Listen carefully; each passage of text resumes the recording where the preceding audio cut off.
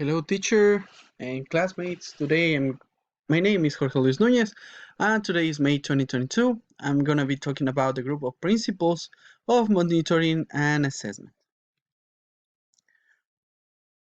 Here, I'm going to be explaining something about the key principles that we're gonna have for these two kind of topics we have today. And here, I have to talk about first what's an assessment. So we have to be clear about what is an assessment before we continue. And also here, I'm going to be talking about what's monitoring. So first, let's say, what is an assessment concept? An assessment is defined as a systematic process of collecting and interpreting information used to inform educators, students, and stakeholders, engaging the students in an ongoing system of related assessments that reveal changes in students' learning over time. Not only informs instructional practice, but motivates and empowers students to take charge of their learning. Also, we have to have like the second concept with what is known as a monitoring. So a monitoring is about just to see, as the word says, to see, to analyze, to interpreting the way that the students are having the behaviors in the class. So with that being said, we have the two concepts clear: assessment and monitoring. Monitoring, as I said, enable an assessment. Here I gonna start first with the key topics for in order to understand monitoring and assessment. Monitoring and evaluation, or an assessment, should refer back to system baseline data or begin with a baseline study. Monitoring and evaluation are closely linked to and should reflect the methodology of the initial project appraisal. Monitoring is an integral part of the program implementation. Monitoring should be linked to the specific program objectives that were defined through the appraisal and the program planning process. Monitoring information should be used in a decision making. Assessment should follow a specific methodology designed to gather information about program success. Monitoring and assessment should respect principles of participation and involve all program stakeholders, including program implementers, beneficiaries, or the program users, women and girl survivors when appropriate, and safe local officials, and other servers such as related civil society groups. Monitoring and assessment should respect and protect the rights, welfare, and confidentiality of all those involved in the program. So here I have an example that I have chose. So here in my example, I divided these three parts of the problem with the monitoring and assessment.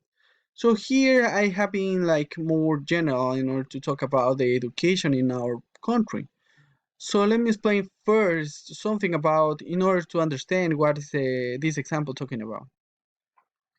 So here on Ecuador have like some kind of unrespectful to the laws of all the educational centers or institutions or high schools or universities.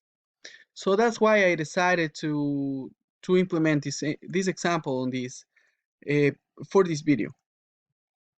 I didn't want to have only for the classes. I just wanted to be more general on this in order to take all to avoid a lot of topics, general topics that can help us to the education in our country. So the strategy on invention, that's gonna be my first part, and the second part is examples of possible objectives, and the third part is example of possible indicators. So for the first part, we have training of sensitized educators and the authorities of the learning centers.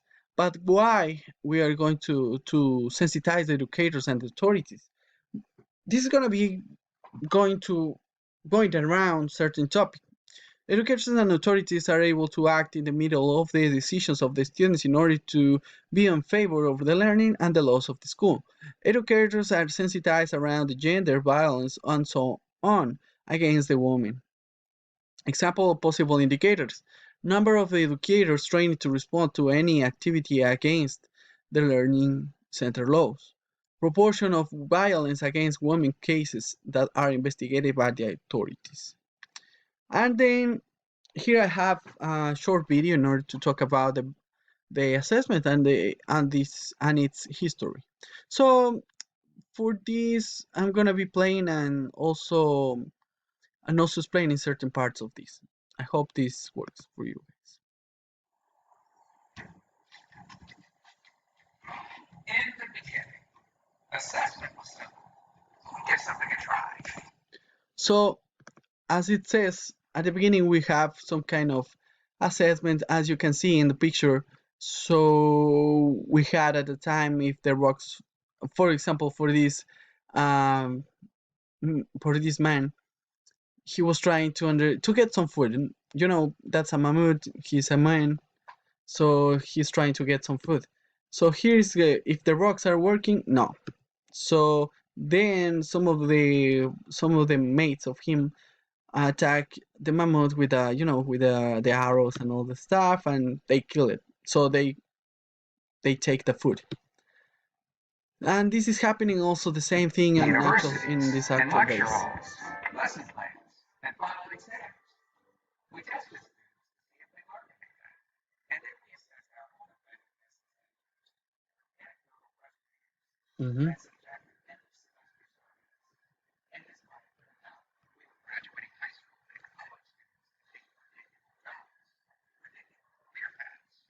Today, educators deal with synthesized data solutions and problems in the learning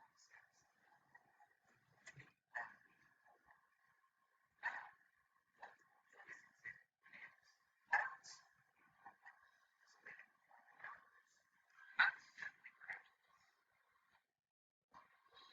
Here. So here we understand that we don't want to have just students or graduated people. So we want to have learners that are learning every day. So and here I have like a special note that I added here on the video because learning can't just be facts.